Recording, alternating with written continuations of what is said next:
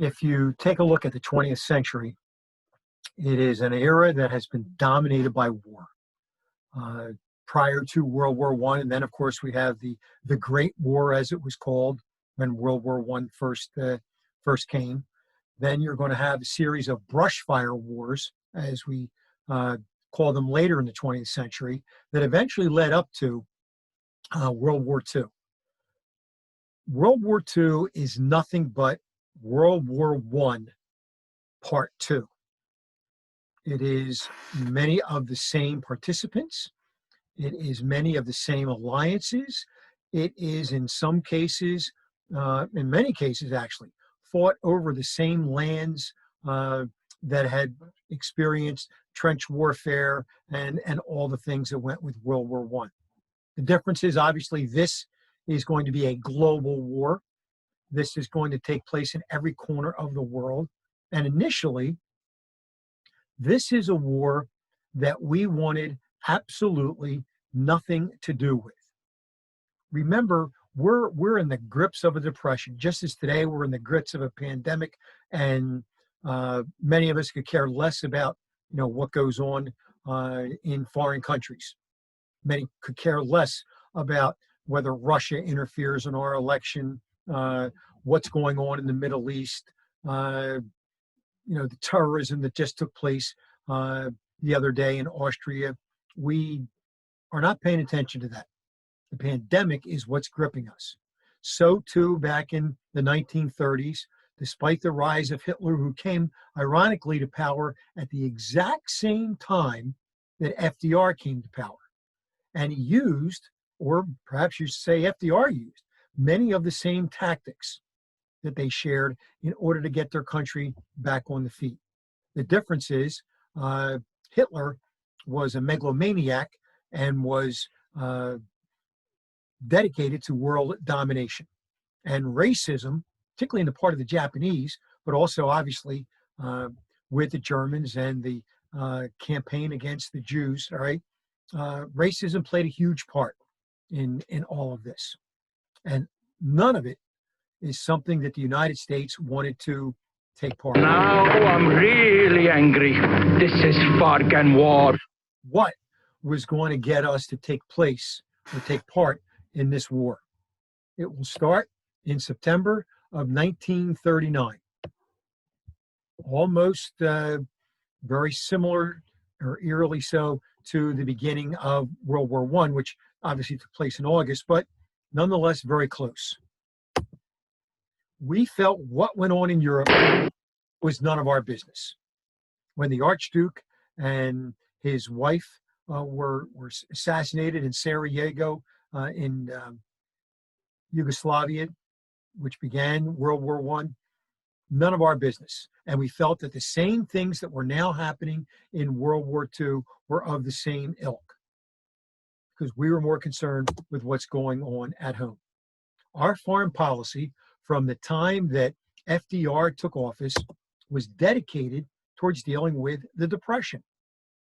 If you remember some of the causes of the Depression, one of them was the insular approach that we took towards foreign policy. By insular, I mean we felt that we were on an island and could ignore everybody else. And that may have been true in our early history, but it was not true now. But nonetheless, that's the way that many Americans felt. All the things that FDR did under the New Deal, which dealt with foreign policy for the most part, right, were there to help us get out of the Depression. Lowering tariffs, improving trade, improving relationships.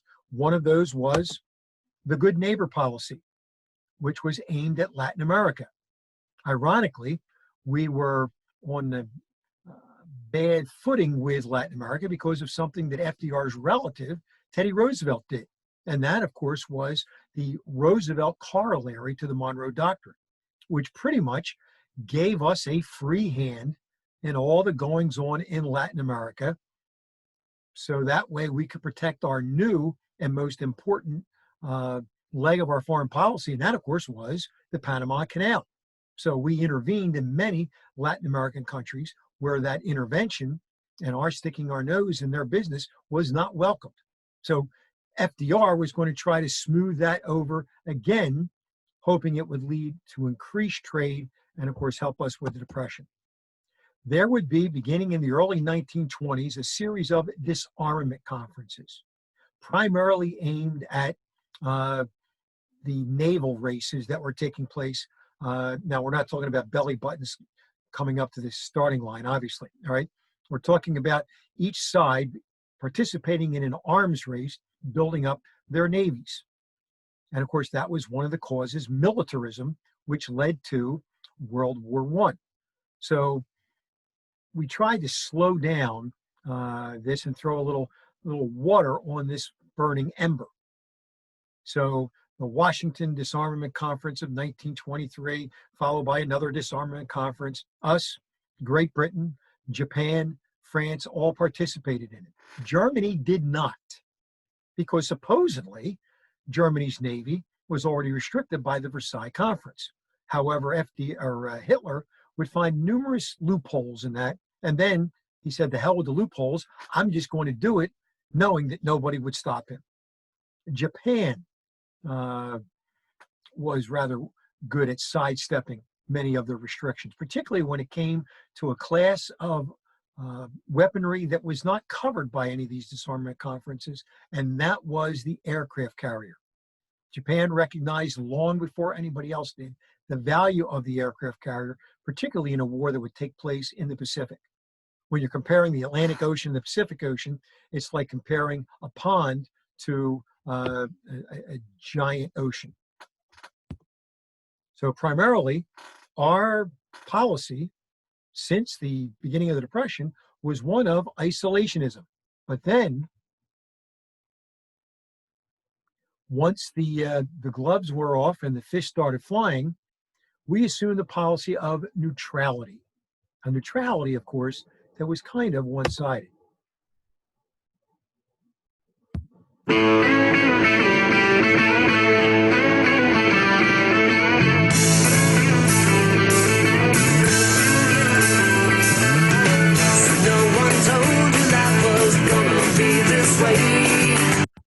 My little homage to friends there, okay, and our good neighbor policy down in Latin America.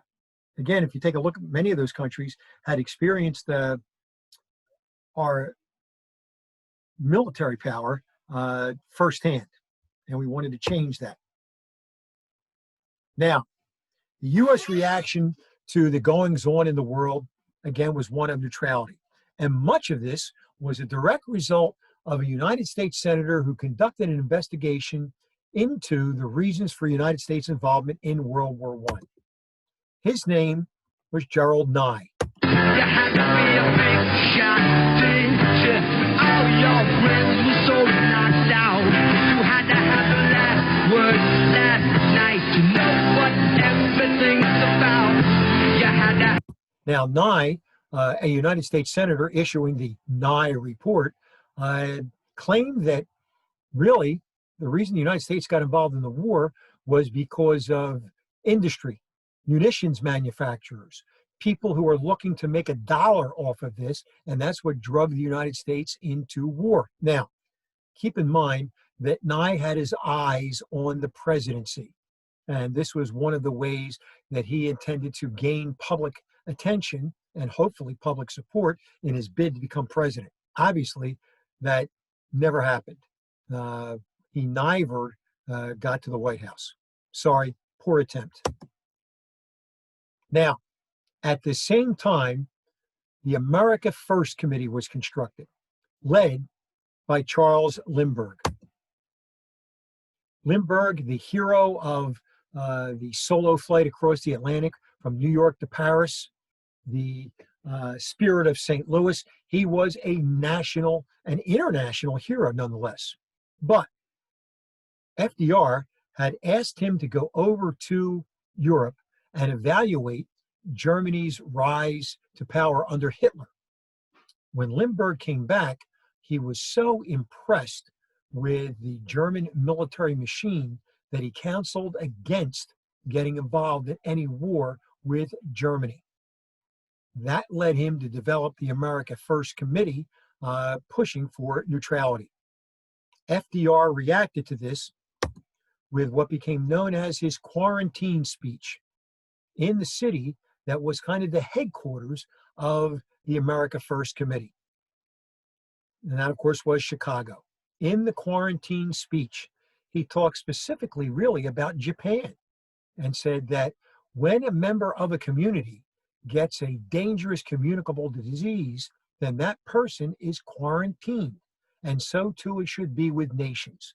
So he was counseling that other nations should join the United States in their official reaction to the Japanese invasion of the upper part of China known as Manchuria, under a fabricated incident taking place at a little railway station in a place called Mukden, M-U-K-D-E-N. That was the Japanese excuse for dismembering China. Of course, Hitler would do the same thing later on when he claimed that the Polish had attacked a German radio station. So all of these fabrications were leading towards World War II. 1, 2, 1, 2, 3, 4.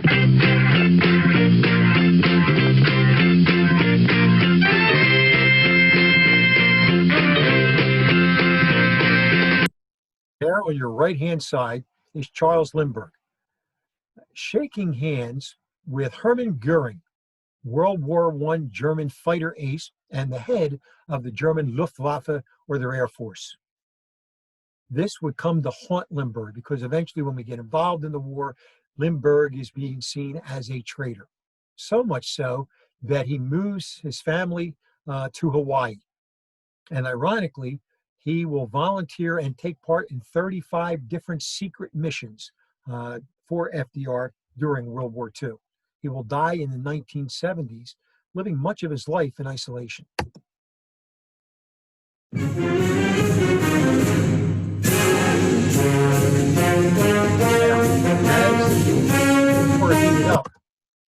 FDR started playing favorites. And one of the things he did was to trade with Great Britain. And by trade, I mean he was going to give them a bunch of overage destroyers that were sitting in docks in Philadelphia and Norfolk, Virginia.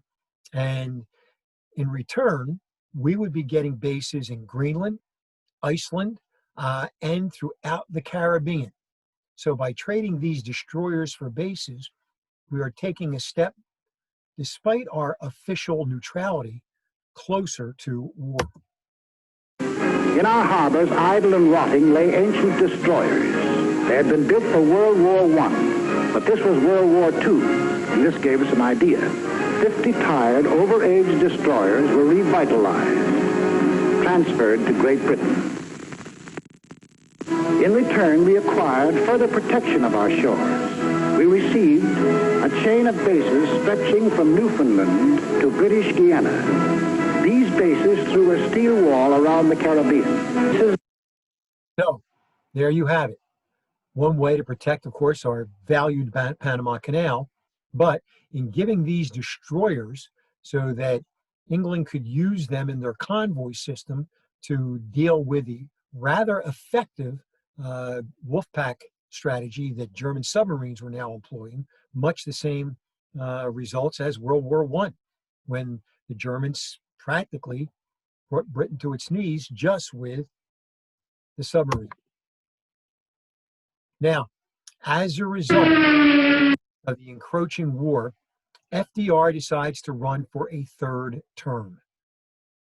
He did not feel that we should change horses in the middle of this stream of crises, and the nation agreed with him. He will be the first president to run for and then obviously achieve a third term. The illusion of neutrality is going to go right out the window. He initiates a policy of cash and carry. We would sell weapons to anybody, but they had to pay cash for them and then transport them back themselves. Well, stop and think about it. The Germans were not going to put a bunch of stuff on submarines. So this primarily benefited Great Britain.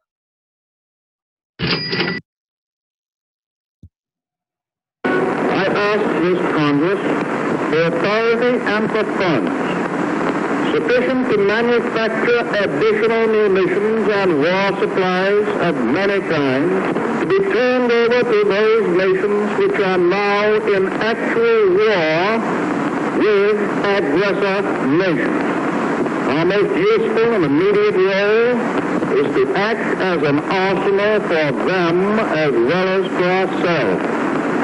We shall send in ever-increasing numbers ships, planes, tanks, guns.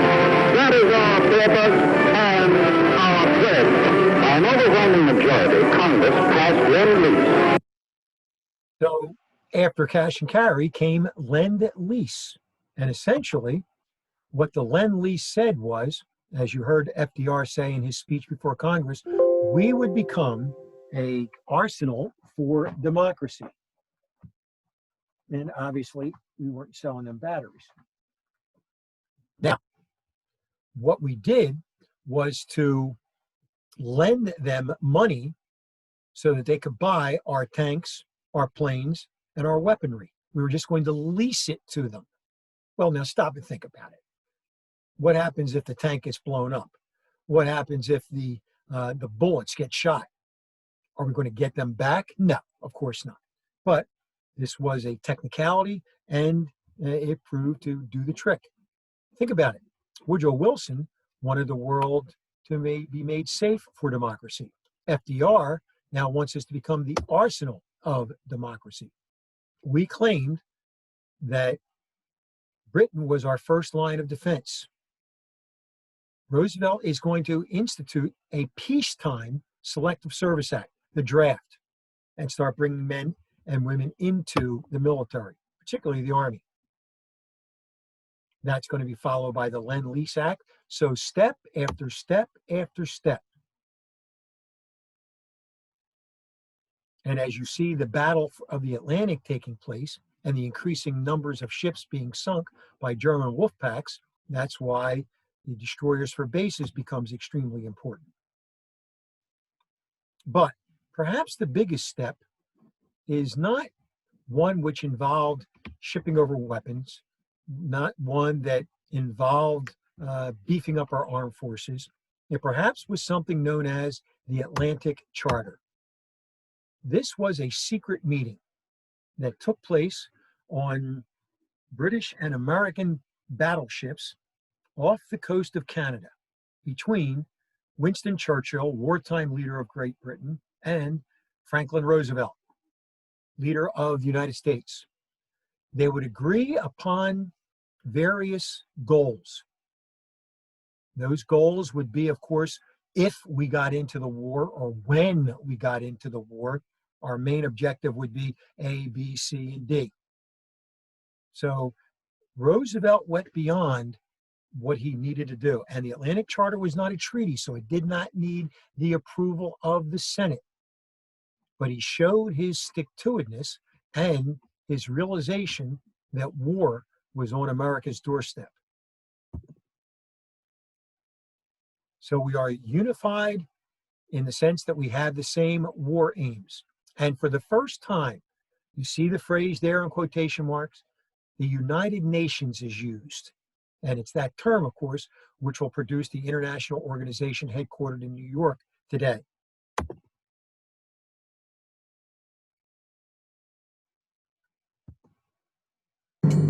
That summer, Roosevelt escalates the drive for preparedness. He orders U.S. warships to accompany British vessels crossing the Atlantic, claiming it is his prerogative as commander-in-chief.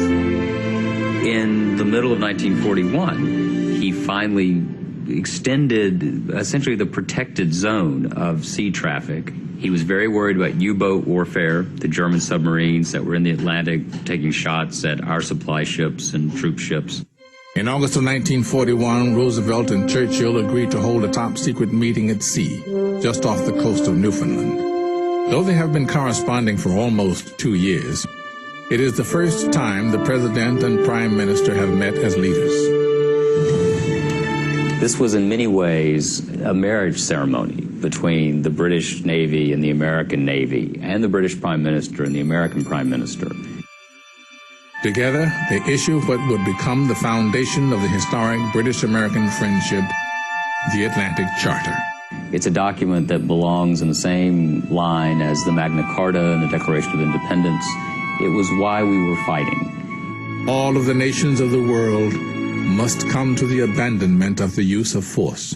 Such a peace should enable all men to traverse the high seas and oceans without hindrance. On October 31st, 1941, a German submarine sinks the American destroyer Reuben James, killing all 76 on board.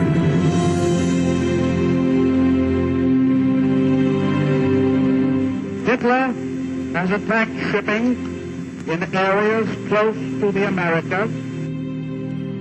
We have wished to avoid shooting, but the shooting has started. That was only part of the story. We'd been chasing that submarine for some little time, and I think the first attack was by us, not by the Germans. Had all the facts of the assignment of Atlantic ship fleets been known, Roosevelt would have had a very rough time of it on Capitol Hill. History has recorded who fired the first shot. In the long run, however, all that will matter is who fired the last shot. Who fired the first shot? And as you heard the one historian point out, it was us. Roosevelt had offered the American Navy to act as a convoy for the British ships traveling back and forth between the United States, its supplier, and to the home island. And of course, they were going to get involved with German submarines. So finally, the inevitable happened. Now, was he deliberately trying to provoke Germany? Who knows? But U.S. convoy system begins 9/30.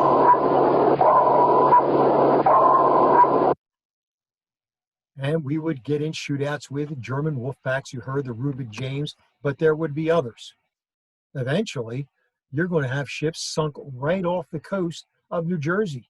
People could stand on the steel pier in Atlantic City and watch the fireworks take place. And you see FDR issues his secret orders to seek and destroy Nazi subs.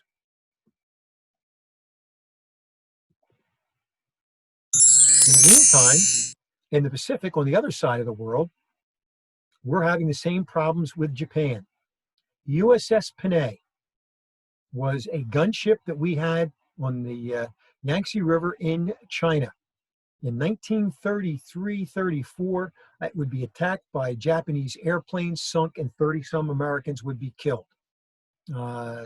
Japan apologized profusely for it. We issued a letter of condemnation, but we did nothing. And this further encouraged the Japanese thinking that the United States was a paper tiger. They, and we're talking about now the Japanese, they started invading various Dutch and British possessions, particularly those which had oil and rubber, which they needed. Remember, Japan has the same mindset as England. They're both islands. So they need to control the areas so that their countries don't become cut off from their necessary resources. We, as if we were involved in a secret war, are going to send over, quote unquote, volunteer pilots and start a independent fighter group called the Flying Tigers in China. And then eventually, Roosevelt is going to do the very thing that many people predicted would push Japan into a war with us. We would no longer sell them oil and steel. They were tremendously dependent upon that. One of the ironies is when the attack takes place on Pearl Harbor, most of the steel that constructed the ships and the planes were from the United States, and they were fueled by American gasoline. At home, preparedness, peacetime draft, the beefing up of American defenses. However, you could make the argument that it was a little bit late to do this. So there we are. On one side, the Japanese, on the other side, the Germans, and of course by now they were united They were known as the Axis Allies, and the idea being that the world will rotate on their axis. So they're all over the place. Now, keep in mind, by this time, the USSR is allies with Germany.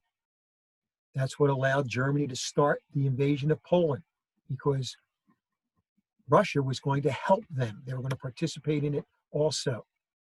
And this way, Germany was assured of not fighting a two-front war, which they did at the beginning of World War I. Italy attacks Ethiopia, Albania, North Africa, and Yugoslavia, led, of course, by Mussolini, the first fascist dictator. Germany will practice for its upcoming wars by participating in the Spanish Civil War.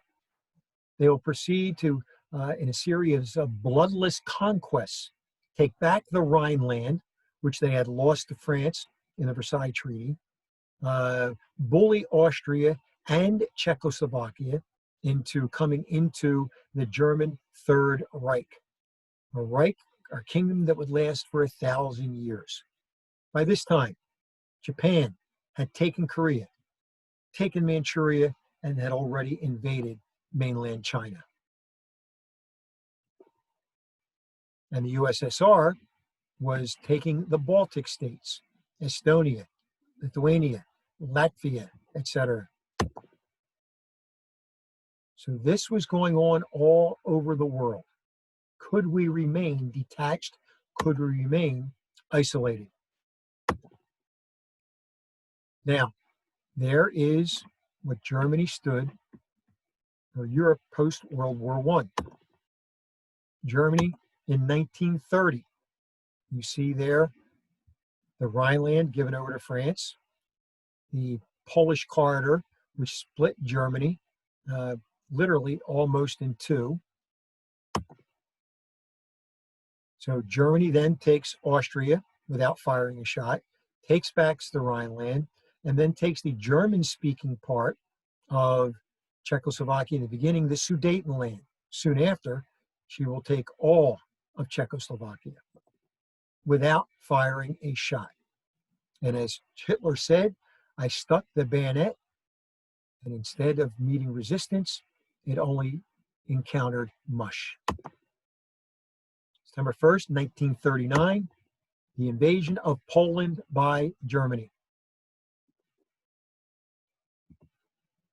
France will fall in 6 months. Now, it's a little bit more complicated, but that, for our purposes, and that's really all you know. So, by 1941, all of this was now controlled by Germany. This part here is called Vichy France. The Vichy government was really puppets of the German-controlled section of France. And now Hitler goes back on his alliance in June of 1941 and invades the Soviet Union. The Japanese, on the other hand, of course, you know, this means war. but to establish the East Asian co-prosperity sphere. They want to bring all of those nations in Asia under one umbrella, and of course, not have them under the influence of Westerners. And the one nation standing in the way of that would be the United States, who had already boycotted her, who had already moved its Pacific Fleet from San Diego to Pearl Harbor, Hawaii. It was a knife pointed at their throat, as the Japanese say. And so, December 7th, 1941, the attack on Pearl Harbor.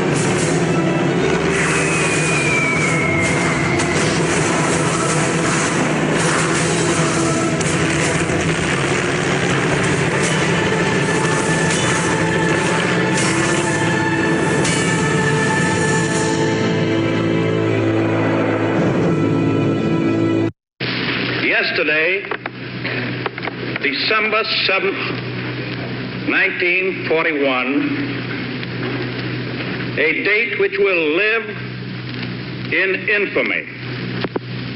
The United States of America was suddenly and deliberately attacked by naval and air forces of the Empire of Japan. Now, that attack on Pearl Harbor was a gamble. A gamble in the sense that the idea was if they bloodied our nose, we eventually would sue for peace. The problem was they made some mistakes. One, underestimating the willpower of the United States. Number two, in the attack itself, the ships they really needed to sink, the aircraft carriers, if you take a close look at the map, were nowhere to be found. So that allowed the United States to gamble for time until they could reconstruct their fleet. They did not down in here destroy the American dry docks or repair docks. So many of these ships would be floated again. They did not attack the oil depot, which would have blown the island to Kingdom Come. But now they're still able to fuel their ships. Of course, they sank the American battleships, most of them. But all that did was make America angry. And as he ended his speech, he said, "We shall triumph, so help us God." But even this heinous act is not enough to convince Americans of the need to go to war. That would come just over a month later, on a day that will live in infamy.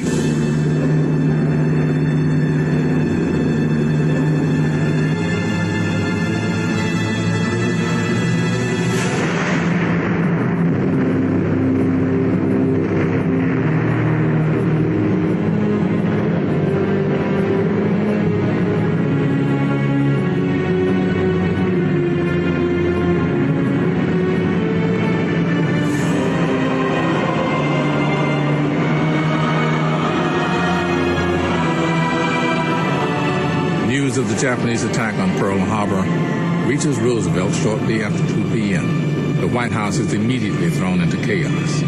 We sat there sort of baffled. It was too much to comprehend, partly because everything had been German. That was the Germans who were supposed to attack us, not the Japanese. It was the longest Sunday of Franklin Roosevelt's life. And at the very end of the evening, George Marshall left, and as he left the White House, someone said, "General, how do things look?" And Marshall said, "I don't know, we're in the fog of war now." And we would be in the fog of war for nearly 5 years. No matter how long it may take us to overcome this premeditated invasion, the American people in their righteous might will win through to absolute victory. In the wake of Roosevelt's stirring speech, all opposition to war vanishes. Congress officially approves a declaration of war with Japan. Isolationism was essentially dead. The nation was essentially united in response to this terrible attack, and not only united, but prepared.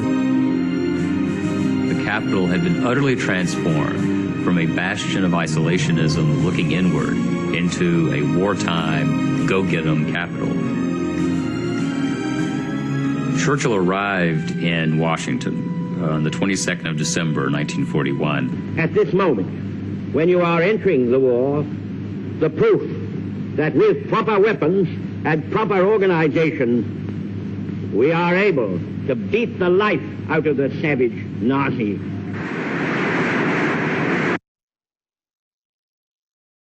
%90 of America opposed going into the war prior to Pearl Harbor. That entire number will be flip-flopped after the attack on Pearl Harbor. But, interestingly enough, when we declared war on Japan, not on Germany. Hitler would solve that dilemma for us within 2 days after Pearl Harbor. He declares war on the United States, thus easing FDR's ability to declare war on Germany. And as a result of the Atlantic Charter, as a result of Churchill's visit right after Pearl Harbor to the United States, it is decided that the bulk of the effort would be directed towards stopping the Germans, defeating the Nazis. That was the threat that was considered more dangerous. It is to the credit of the American people, the American government, and American industry that despite that lean towards Europe, we were able to fight a war on two fronts and fund, supply, and fight well on both of those fronts. We will begin a series of strategies called island hopping. I ask that the Congress declare that since the unprovoked and dastardly attack by Japan on Sunday, December 7th, 1941, a state of war has existed between the United States and the Japanese Empire. Now, the Allies in this case became known as the Big Three. From England,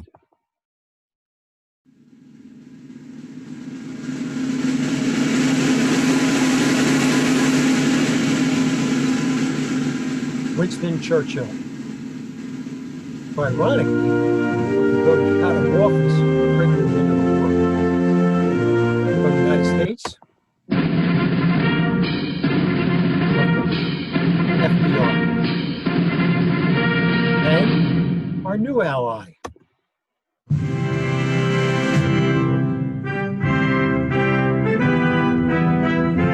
Uncle Joe, as he was called, joins the Allies after Germany attacks their old ally, the Soviet Union. So those will be the Big Three that will hold a series of conferences during the war to make sure that essentially they have the same goals, the same strategy, the same viewpoint. The United States was unprepared for war, but they managed to speed up the process with individuals like this.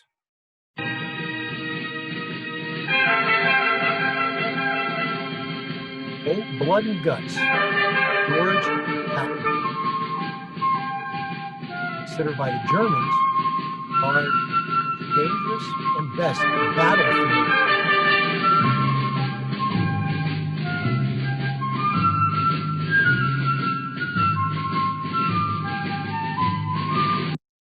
Now, listen to his speech to the troops before going overseas.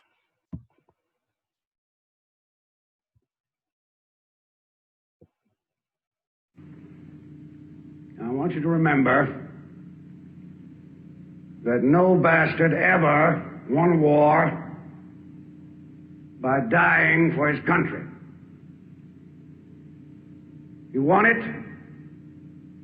by making the other poor dumb bastard die for his country. And then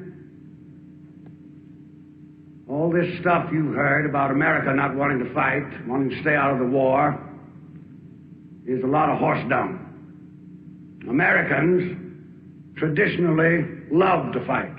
All real Americans love the sting of battle. When you were kids, you all admired the champion marble shooter, the fastest runner, big league ball players, the toughest boxers. Americans love a winner and will not tolerate a loser. Americans play to win all the time. I wouldn't give a hoot in hell for a man who lost and laughed. That's why Americans have never lost and will never lose a war, because the very thought of losing is hateful to Americans. Now, an army is a team. So the United States, led by people like Patton, Dwight Eisenhower, George C. Marshall, great naval commanders that will lead us in the Pacific, all these individuals now have to put together a team a team that's going to fly in the face of the philosophies of the fascists and the dictators, the Hirohitos, the Hitlers, the Mussolinis, and even the Stalins. This is what democracy can do when democracy is challenged the way that she was. This is the end of part 1 of our lecture, U.S. Road to War. Our next talk is going to deal with the United States in the war itself, what we did at home and how it affected all the various and sundry groups, and what we did during the war. And again, all of this is covering chapter 27. Let's take a look.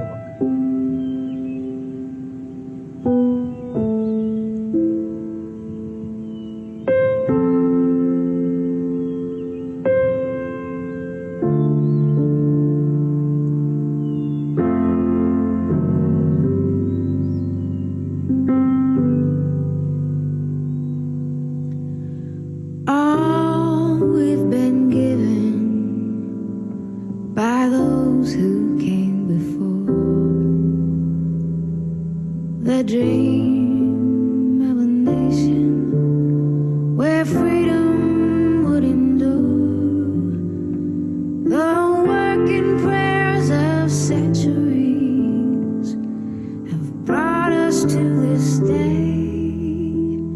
What shall be our legacy? What will our children say? Let them say I was one who believed in sharing the blessings I received. Let me know in my heart when my day